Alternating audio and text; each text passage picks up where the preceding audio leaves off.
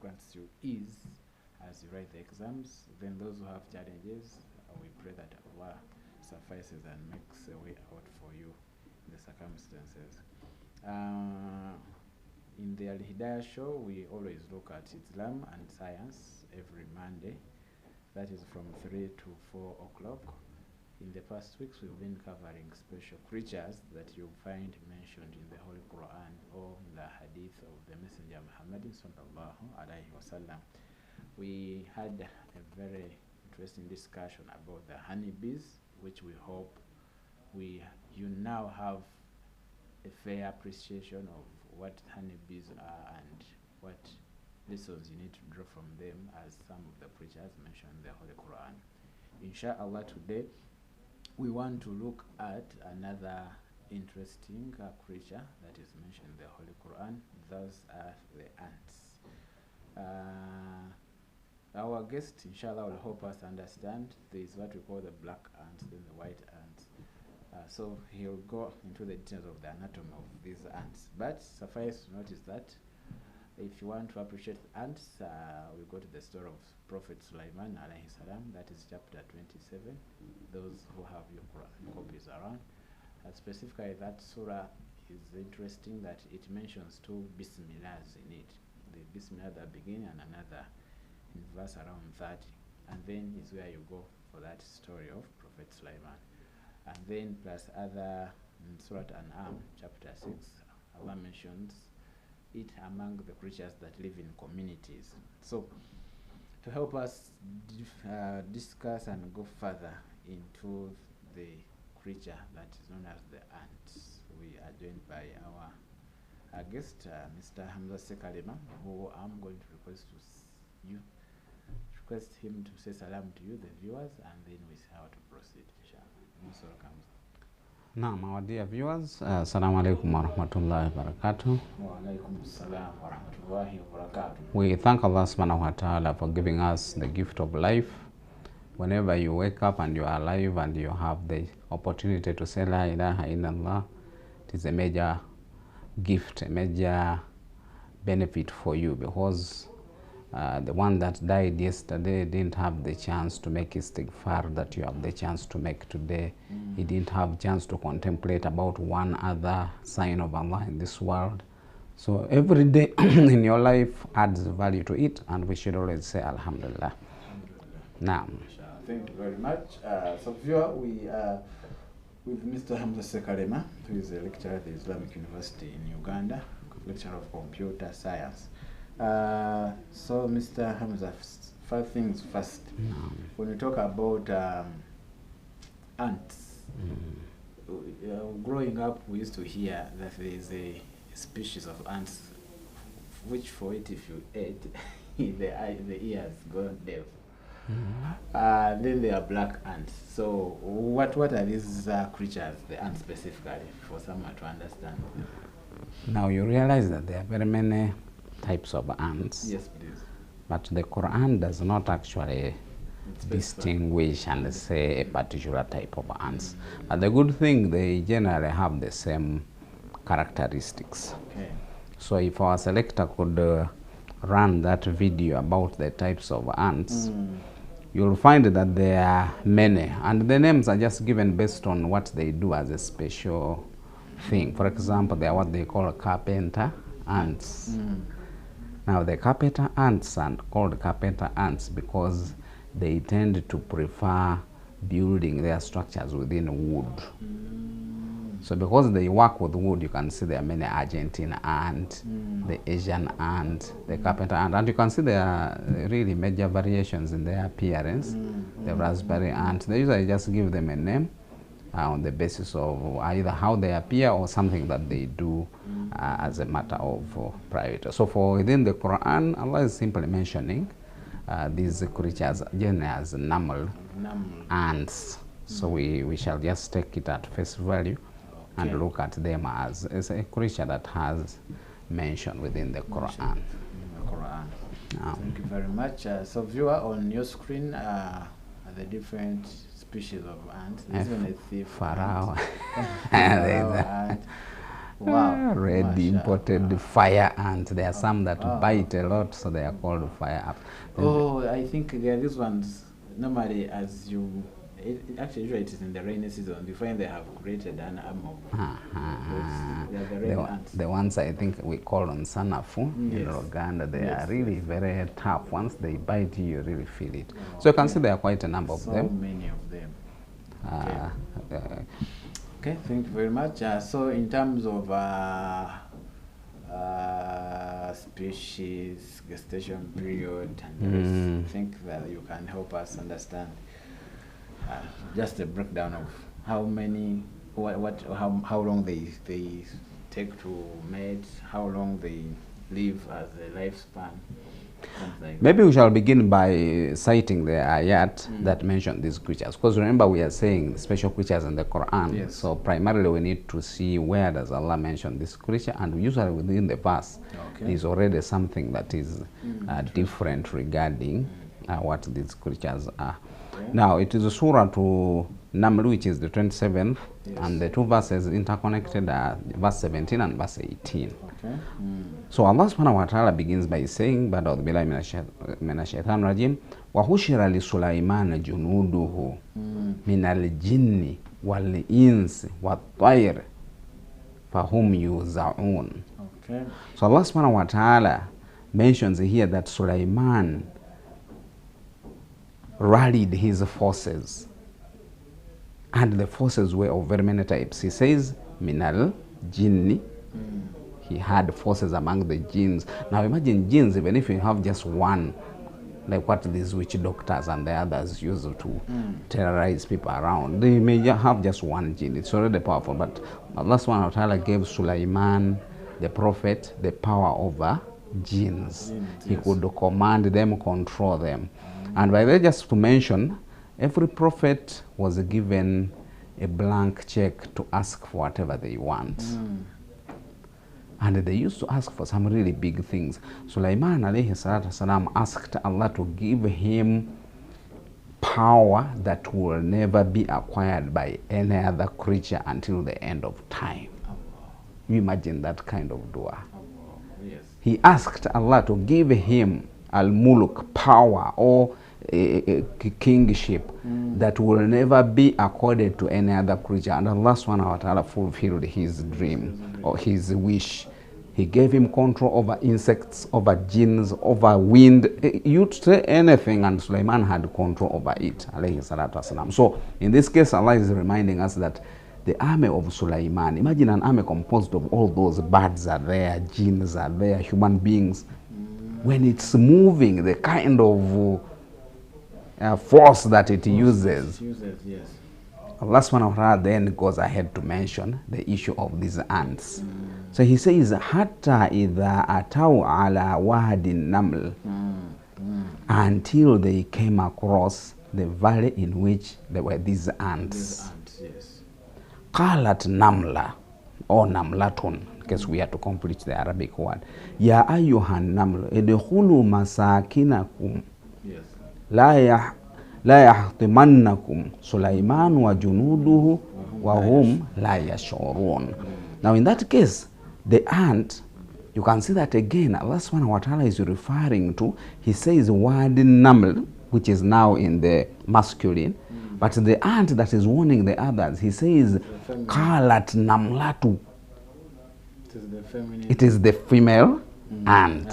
And as we shall see, it is still, just like we saw the bees last week, it is still the female ants that are actually involved in all that patrolling and doing things. They are the worker ants. So Allah subhanahu wa ta'ala has mentioned that ant. He has mentioned them as a group. He calls them Wadi Naml, meaning the valley in which they are the ants. Then he singles out the female one to be the one to warn the other, meaning it's the one that is outside and is able to see things the way they are going. And indeed, when that insect says that, Sulaiman felt that Allah has given me a lot of power. Because the next verse, which is verse 19, says, فَبَسَّمَ ضَاحِكًا مِنْ قَوْلِهَا وَقَالَ رَبِّ أَوْزِعْنِي أَنْ أَشْكُرَ نِعْمَتَكَ الَّتِي أَنْعَمْتَ عَلَيَّ. So when Sulaiman heard that ant talking of his name and his army, he appreciated that Allah had given him power that could control nearly everything. So that is the verse that is talking about this naml, as it were. Yes. Now a bit of detail about these ants. Yes. Here they say they are up to 12,000 known species of ants. Remember when we were talking about the sharks and the others, we were around 5,000. These ones are 12,000. And that is one other miracle that Allah does with these creatures. He creates a general species and divides it into thousands. Because imagine 12,000 different versions of this same creature, which we are calling an ant. And you can see they tend to work in large groups, just as you see in our video there. It is they work always in groups, and they have very interesting characteristics. We've seen the types. They are the carpenter ants, they are the fire ants, mainly for their very terrible stings. They are the leaf cutters. Now the leaf cutters are interesting. They do what can even be called agriculture, like the way human beings do. Because for us, what we do, we plant, we organize a garden, put a plant, and eat off that plant. So those leaf cutters there, you see them carrying those leaves. They're not going to eat the leaves. They take the leaves to their home and use those leaves to raise fungi. So they are like doing agriculture, because even as human beings, we tend to put manure and other things in order to allow the plant to grow in a better way. That's what those creatures do, and it's something very interesting. Now, okay, thank you very much. So viewer, we are looking at special creatures that are mentioned in the Holy Quran. Today we are looking at the ants. And one thing we have appreciated from the discussion so far is that there are over 12,000 known species. Oh, these right? are ants. So from the beginning part, we showed you some of them, the thief and the red fire and so many of them. So suffice to notice that Allah has got a large pool of creatures, and he always tells us, if you decided not to worship him, Allah has so many. He has enough creatures. Just have enough of the creatures. And then the second thing is that these ants, the dominant, or what you find as dominating in a given community are going to be the females. And that's why Allah, you can see the scientific nature of the Holy Quran. No. Logically, you can't have many creatures in a place and then you mention them by the male description, right? So if it is female, it means even Allah will describe, and that just shows you how scientific the Quran is in its detail. And finally, as something to note that I pick out is that Prophet Sulaiman alayhi salam was granted the ability, the power to control over creatures because of this application he made. I think we also taught that Allah in this world gave 4 human beings control, though they wouldn't reach the level of Prophet Sulaiman alayhi salam. 2 of them were believers and the other 2 were evil doers. You have the believers have Prophet Sulaiman and the Rukarnai. And then the evil days, you had Namrud, the one of Prophet Ibrahim alayhi salam, then Firaun alayhi. So they had a lot of power. They had, they could control, they had control and an influence that goes to larger areas compared to the rest of the leaders. Okay, I think the non-believing group, for them, they had kingdoms. Kingdoms, yes. Well, with the kingdom, you claim to control an area, but you don't really have much power over what the details. You just say, this is mine. This is mine, yes. And whoever tries to resist you could attack them and kill them. But with the case of Sulaiman, he could even hear that small ant that is talking in the grass somewhere in the valley. That level of control, you can't compare it with any of. So you can see that Allah subhanahu wa ta'ala gives power to the level of nearly reaching divinity, because a person that can hear a small ant somewhere, because remember that Sulaiman was not walking around with his army. For him, he was in his palace and the army is moving, but he's able to hear. And how would he even distinguish that this is now an ant and is talking from there? Remember, each animal is busy doing whatever it's doing. Allah subhanahu wa ta'ala has a lot of power. And may Allah grant us the understanding to appreciate His power and control over us and make us better worshippers. So as we are preparing to go for the break, any interesting fact in a minute that we can pick about these ants? Okay, so let's just mention that these ants, just like bees, Allah subhanahu wa ta'ala has not given them a sex chromosome like we human beings. For them, the queen simply produces the eggs. Now, in case the eggs have been fertilized, they become male. The ones that have been left, no, the fertilized ones become female. The non-fertilized one become male. So meaning one way or another, an ant will come out. Yes. And in that case, that is the way it has been designed. MashaAllah. Thank you very much. Dear viewer, this is the Alhidaayah show, and every Monday we look at Islam and science. Specifically of late, we are looking at special creatures that Allah has mentioned in the Holy Quran. We are bringing them out for us to better appreciate the features about them that would help us become better worshippers. So you can see, first of all, that one thing to learn about the ants is that there are so many, and that justifies Allah's statement of if you decided to disobey, Allah has whole multitude of creatures that worship Him, and He loses nothing from our disobedience. And then secondly, the fact that these ants, he has just mentioned to us, they do not have a non-sex chromosome. So it means their kind of reproduction is also miraculous in a way that Allah has designed them, just like we saw with the honeybees. Inshallah, we are going to be stopping for a very short break, and then we'll be returning after a short while. Yes, Salam TV. Okuba omuwanguzi olina okuba sitede nga Tiger.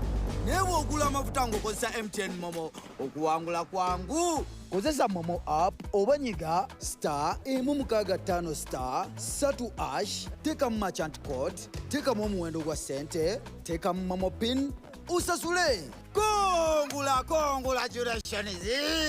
Emmotoka yo kati nsanyufu era kati olina mukisa ayinza okwewangulira mobile money ne MTN Momo.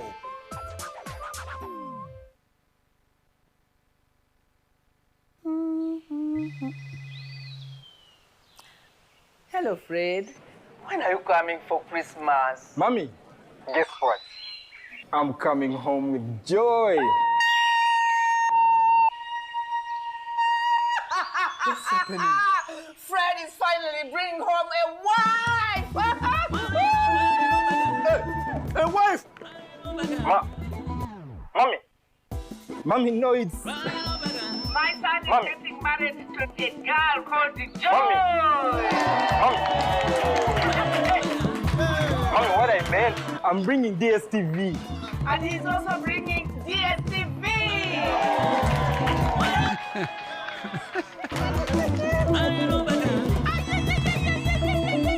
Experience all the joy this holiday with an HD decoder for only 40,000 shillings, as well as 1 month of DSTV Family for only 71,000 shillings. We wish you a very DSTV holiday. DSTV Uganda, your home of entertainment.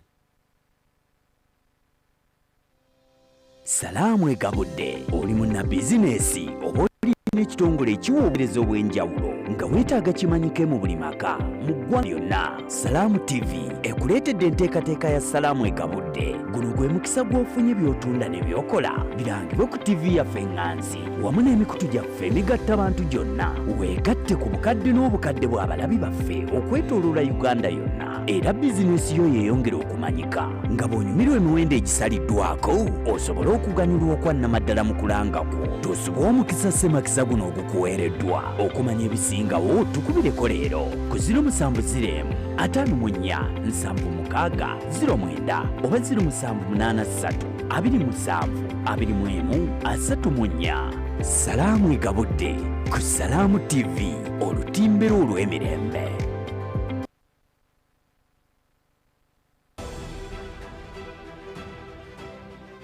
I'm one of the scientists now doing research on plastic technology recycling, where we can be able to produce other products from plastic waste.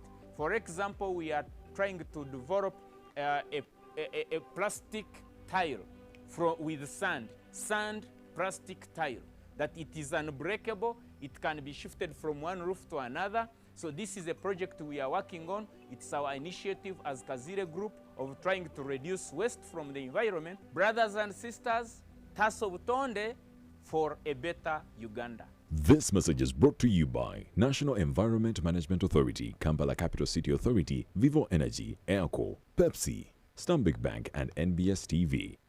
The Grand Annual Girls Seminar. Eno seminar banguliro ate lusirika lw'abaana abawala mu ggwanga lyonna. Semina y'abaana bawala bokka okuva ku myaka 10 okutuuka ku myaka 25 nga yakuyindira ku Mbogo High School e Kawempe Ttula okuva nga 13 okutuuka nga 22 December omwaka guno 2024. Abaana bagenda kusoma eddiini, enkola y'emirimu omuva ssente, okubuulirirwa empisa z'omu bantu, ssaako okutunuulira okusoomoozebwa omwana omuwala kwayitamu n'engeri gye bayinza okukuvuunuka. Okwetaba mu semina eno omwana waakusasulirwa emitwalo 10 gyokka nga kwe kuli buli kimu. Okumanya ebisingawo kuba ku 0702190012 oba 0704430478. Semina eno etegekeddwa Jamaiyati Tablighi Daawa As-Salafiya Kawempe Division ng'ewagiddwa Salam Television wamu ne Babu Enterprises Limited.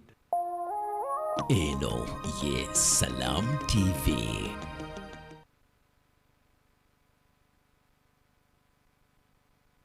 Wow. Assalamu alaikum wa rahmatullahi wa barakatuh. Dear viewer, we welcome you back from the short break. This is the Alhidaayah show that comes every Monday and Thursday. Mondays we look at specific Islam and science, and of late we are covering special creatures that you will find mentioned in the Holy Quran or some of the hadith of the Messenger Muhammad sallallahu alaihi wasallam. A reminder is that if you missed out on some episodes or some aspects, or you were not with us in the beginning, if you're on Afro Mobile, you just rewind. But in case you're not on Afro Mobile, then kindly go to the Salam YouTube page. We shall be playing the recording there, and you'll be able to get what you missed out in the beginning part. So, Mr. Hamza, as we went for the break, we were looking at some of the features or facts about these ants. So that's one we looked at was they don't have a non-sex chromosome, and their reproduction is also through laying eggs. And what more we have with these creatures? So the other interesting thing, possibly why Allah could have even selected the information in the Quran, no. they are very organized and social creatures. They live in colonies. So they are saying a colony could be from a few dozen individual ants, and in some cases to millions, imagine a million ants just living together in one single place. Okay. So each colony has a very specialized structure. You have the workers, you have the queen, you have the soldiers. Everything is very clear, just like the way we human beings essentially organize ourselves. In some cases we go off the rail and disorganize our systems. But for these creatures, Allah has given them a protocol, and they obey the protocol to the letter, and they are able to survive. Even if they are small in size, but they are able to live and thrive just because they follow the protocol that Allah subhanahu wa ta'ala gives them. Yeah. The other interesting thing about them is for communication, for them they don't produce sound. They mainly use chemicals. For them they call them pheromones. Now these pheromones are chemicals that signal a few things. One, they are pheromones for food. Yes. Meaning if an ant finds food somewhere, it generates a chemical signal which informs the others. No wonder sometimes you find this, you drop a small morsel of food, and within no time you see there's a swarm. So this one simply generates a chemical compound and puts it, and usually it generates it from its abdomen, and it keeps tapping the ground. So even if it leaves and goes, the signal remains, and the others can be able to follow it. So those chemicals can signal food. We also have a signal for danger. Wow. Then we also have instructions for building and repairing nests. In case there is a problem with the nest, Yes. they simply communicate to one another just by generating these chemical signals. So that is a very important thing about these creatures. They are small in size, but Allah has given them a very high level of order and control over their own society. Yes. The other interesting thing is their strength. Now, for human beings, we are not really a very strong creature. But Allah has enabled us to create technology that makes us very strong. He has given us intelligence. Meaning you have cranes that can carry tons. So you as a human being, you don't need to carry the tons by yourself. But these creatures that don't have technology, Allah gives the strength directly to them. We are told that an ant can carry something 50 times its size in terms of weight. So meaning, in case you are to compare with the human being, let's imagine an average human being is around 80 kg. So it means now a human being, for you to try and compete with this ant, you'd need to carry an object 400 kilograms, which is just impossible for the human beings. Just a 50 kg bag for an 80 kg person is already a very big task. But these ones, because they have to carry these pieces to construct their nest, and this is, Allah has facilitated them by giving them a lot of strength. 50 times your own body it is able to carry, and it's not struggling. It simply puts it on itself and it moves around very easily, transporting food, transporting building materials. They very quickly do it. Okay. The other fascinating thing about them is the issue of farming. We saw that we human beings essentially plant things in the soil, and the things grow and we eat them, and that's one of the major ways in which we generate food. So these ants, what they do, for them they feed on fungi. Fungi are plants that are usually a lot smaller in size, but the fungi don't grow anyhow. So what these ants do, they go and pick leaves and they come and create an environment that is conducive for fungi to grow. So in the end, the fungi grows and these ants can eat the fungi. So it is nearly the same logic and behavior like we human beings practicing agriculture. And that is something remarkable. No wonder Allah subhanahu wa ta'ala mentioned these creatures in his holy book. The other very interesting thing about these ants is, since they live within the soil, they create pores and it is within the soil, it helps the soil to be aerated, because you know very well that plants also need the air, and for that soil to be alive and to be able to work as it relies also partially on these burrowings that is done by these ants. So that is something very interesting. And remember, it is reported that the total biomass of these ants, by biomass we mean their weight, yes, is equal or even greater than the weight of all the human beings that we have on Earth. Now imagine that interesting thing. Meaning, if you weighed all the human beings, put them one side, and you put the ants in their total number on one side, you'd find nearly the same weight. But we don't see them because they are usually in the ground and out there in the fields, and they are smaller. It is also indicated that for every human being, you have approximately 1.5 million ants that are corresponding to you as an individual. Meaning, if you are now to count, we human beings are around 7 billion. If you are to count the number of ants, individual ants, you are talking of 7 times 1.5 million. 7 billion times 1.5. The figure is simply unbelievable. But those creatures, they do a lot of work in keeping the soil good for agriculture, contributing to nutrient circulation and so many other important factors there. Yes. The other interesting thing about these ants, which should also be associated with us as human beings, is the issue of adaptability. You'll find ants in all the different geographical weather systems. You'll find them in deserts. You'll find them in the rainforests. You'll find them everywhere. Even the cold lands? Even the cold lands, you'll find ants there. And remember that for them, since they are small in size, they may not be heavily affected by the environment in which they live. Because we human beings, what, for example, prevents a human being from living comfortably in a desert? Abundance of water. It is simply an issue related with water, meaning your body is big, you need a large amount of water to be present for that body to be active. Meaning now if you go into a desert, the desert essentially extracts the water out of you and it becomes a problem. You die not because the heat has really burnt you, but just because it has extracted too much water and the body is no longer able to function. So if you have a small creature like an ant, it would be very difficult for the sun to extract water out of that small creature. So for whether it is in the cold environment or it is a hot, it's able to adapt and to live very comfortably. Imagine some interesting ones are even able to create rafts and to float on water.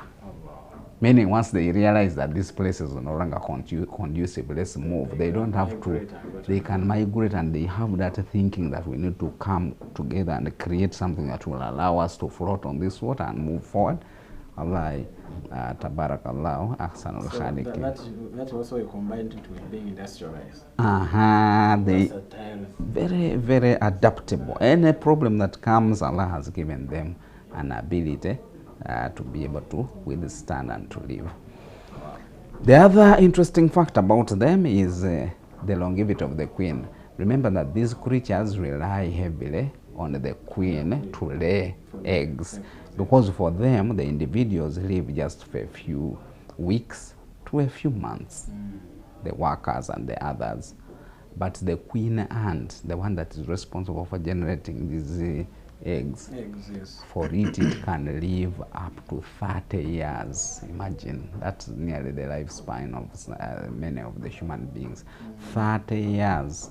And its job is maintain the colony population, keep producing. And like we have seen, Allah subhanahu wa ta'ala has given them a very interesting reproduction mechanism. Simply lay the egg will become an ant.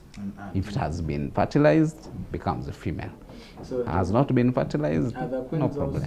They also go through a special process of selection. Here they didn't indicate that they are also selected like the way the bees do. But I believe there is a lot of resemblance between these creatures. And you can see Allah creates two totally different creatures, but He gives them a life protocol that's nearly the same.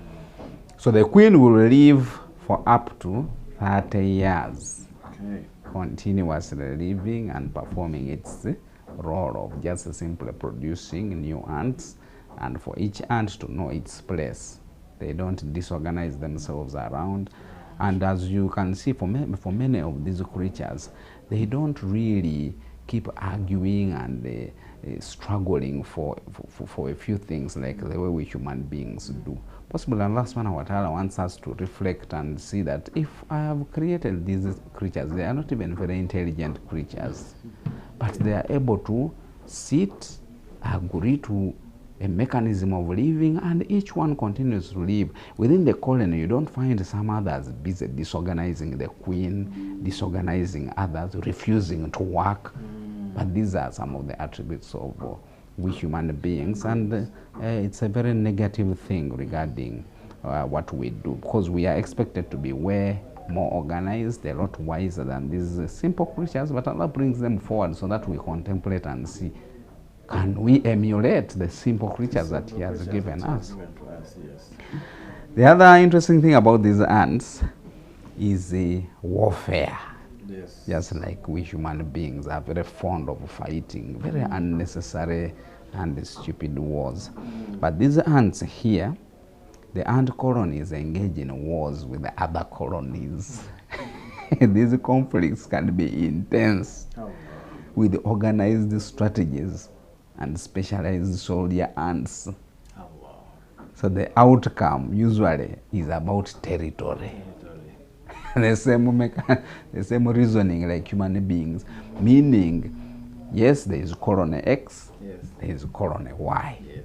Now we have to struggle for the food sources that are around here. Yes. The only way we can do that is to eliminate colony Y. So they deploy soldier ants to go out there and fight for the survival of the colony. Similar way with the way we human beings are. But for us, we are not primarily supposed to be attacking others merely for purposes of acquiring resources. We are meant to trade and live peacefully. And that is one thing which our Arab brothers did very well during the time, the golden age of the Islamic system. Instead of moving around just fighting other civilizations and stealing their resources, for them they would trade. And because it was a peaceful maneuver, they grew rich. They moved to every single place on earth, spread the religion of Islam, because people would just look at them and see this is something good. So you find people down those ends in Southeast Asia, the Malaysians and the Indonesians, adapting Islam and becoming some of the most populous Muslim nations. We have even entire languages like Swahili coming out of the interaction. So for human beings, we don't necessarily, we are not supposed to use this ant business of fighting in order to survive. But for them, they have a reason. Possibly the reason also they fight, Allah subhanahu wa ta'ala tends to control populations of some of these creatures through one another. So instead of leaving them, because imagine if ants really became vermin and started crawling around, things would be very hard. Just a few ants come, they became NIMBY and they begin disturbing you in the home, you feel really very bad. So they do warfare. Their purpose is acquiring territory. Thank you very much, dear viewer. We are looking at the ants as one of the special creatures that are mentioned in the Holy Quran. I think with the information so far shared, you can appreciate the fact that these ants, just like the other creatures we have looked at in the past, they are a manifestation of Allah's uniqueness in design, uniqueness in determine the order of things, right? So as a Muslim, as a believer, we should strive to follow the order of Allah subhanahu wa ta'ala. If you have a routine of salah, a routine of fasting, that's the order that Allah wants. Allah says sunnat Allahi, that is Allah's sunnah of organizing things. So and it shouldn't be for you that you change the order. But why we are getting into trouble of late is we have become so, that we call it innovative, and so you find that we are doing even things that are not necessary. There's one group I was looking at, and these IT gurus, I think now they have developed a robot that can carry a baby and something like that. But all that, I think, is a question of fighting nature, right? We have a school of thought that says you need somebody to live a life that is free from inconveniences. So I think the women folk would have said the things of carrying the kids for 9 months is laborsome. So they want to come up with a technology that helps them to reduce on the burden that there comes. It is more of just idleness in the engineering world. You see, when you have a lot of money, and the technology is there, the human being will just wander off into really not very useful technologies. Because we should also remember that when Allah is talking about the knowledge He gives the human beings, He says, وَمَا أُوتِيتُم مِّنَ الْعِلْمِ إِلَّا قَلِيلًا. So the human being may deceive himself that he knows exactly what happens in the womb that allows that baby to grow. But you don't know what it means for the mother to transmit her actions and etc. to the baby's character. Don't those people ask themselves, if the mother is discouraged from smoking, the mother is discouraged from being annoyed and doing other, and the reason is it transfers to the baby. So don't you ask yourself, if now the mother is some robot, what is being transmitted to this baby?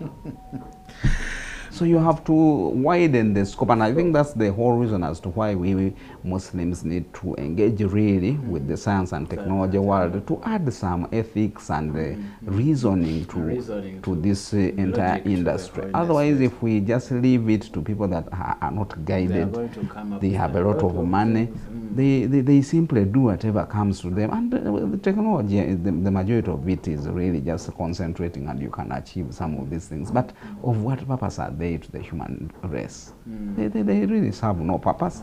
But these companies are just competing to be the first to do a certain thing X. And there's a lot of investment in robots, possibly because we see them in the industries. In the industry, they serve a purpose. Okay. But in our day-to-day lives as human beings, we are social creatures. If we disorganize our social systems by building a lot of robots and distancing ourselves from one another, we are going to face some repercussions later, because our system is designed to work with the interaction. That's why when you go to a jail, if a person commits some offense within the jail, they again now have another smaller jail in there, which is called solitary confinement. So if you want to punish a human being to the maximum, simply put all human beings away from him and leave him there. A person can even go mad after just 2 weeks of solitary. So it means we can't live our lives fooling ourselves that we are going to live with these robots that we know very well are not human beings. The human being is not constructed like that. Okay, so we were just trying to appreciate the fact that Allah has put up an order, a system. Exactly. Humanity should interact socially.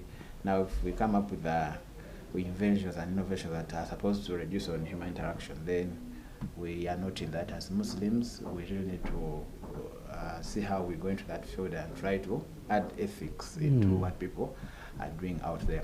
So, Mr. Hamza, as we are winding up, do we have a lesson or two we can pick from these ants for the viewers to take home, because we have about 3 minutes? Now, let's just see another very interesting thing about these ants before we look at the lessons.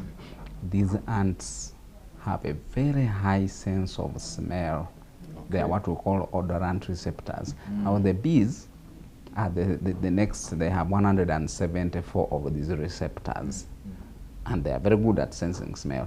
But imagine these ants have 400 of these odorant receptors. So that is how far they go. I see. Okay. So the bees are only second to them. So the bees are only second to them. So they are able to really detect, because remember it's the main form of communication, and that is the way they are. So for us as human beings, we learn a few things from these creatures. Number one is the level of order that they have. Yes. Then two, possibly, is the issue of leadership. The queen does not desert her colony and begin doing whatever it wishes. No, it concentrates on its primary role of sustaining that colony by producing the whatever. So we human beings as leaders, we should be able to essentially manage ourselves by being responsible. If you have a position of leadership, your work is to support the society, not just to enrich yourself and do whatever you may want. Then also, in case we are specialized in what we do, concentrate and do what you do very well. The worker ants do their part very well. The soldier ants will also be there to protect, and all the others. They don't just keep meandering around, ignoring their responsibilities. No, they each have a special role, and they do whatever they have to do as need arises. Okay. Of course, we have the other purposes. These ants help to keep the soil really useful and etc. And all of these things Allah has created for us. وَالَّذِي خَلَقَ لَكُمْ مَا فِي الْأَرْضِ جَمِيعًا. So everything that you see moving around and all these complex colonies of creatures etc., they are really just sustaining the human beings on earth so that we complete our exercise. And it therefore means that we should not adapt things that cause harm to some of these creatures. Remember, there are some lazy countries where people, instead of farming normally, they simply burn very large areas. It is common in the area of India and Pakistan, and nowadays they have major problems with the air pollution. Extremely lazy methods of farming. They simply burn large areas. You are burning also some of these creatures that Allah has put up to protect the soil and to do so many other purposes. Possibly that's why they are also suffering from some of the repercussions of whatever they do. So for all these creatures, Allah subhanahu wa ta'ala mentions them in the Quran for purposes of us thinking about them and ensuring that we get a lesson out of it. Appreciate the power of Allah, given that simple creatures like this can live very complex lives, but also understand that Allah subhanahu wa ta'ala has given them to us as a lesson. Contemplate, reflect, and live your life in a positive and constructive way. Now, thank you very much, dear viewer. Of course, we would love to have the discussion further than this, but our time normally cannot allow. But I hope with what we have shared today, we were looking at the ants, and suffice to notice there are more than 12,000 species, right? So the white ants I was talking about, the black was the red ant, the red fire ant, so many. There was even a thief ant. So if you want to get a detailed analysis and study about them, you can always check this information out. I know students of biology, students of science, they already know what we are talking about, but to the layman out there, yeah, with these insights we've shared today, we hope you can get something. But suffice to notice that as a Muslim, we have so many lessons that we can pick from the ants. One is the fact that they have a natural order that Allah set for them and they respect it. So as a Muslim, let's also endeavor to respect the order set by Allah. Secondly, they are very good at leadership. Today we have a challenge of leadership in so communities and societies, but we hope that with appreciating the fact that ants have a defined leadership structure, then we also need to better our leadership systems. Inshallah, we will stop here. But remember, if you missed out on the episode, kindly go to the Salam YouTube page, type Alhidaayah, and then you'll be able to get a recap of this. Otherwise, till next time, Assalamu alaikum wa rahmatullahi wa barakatuh.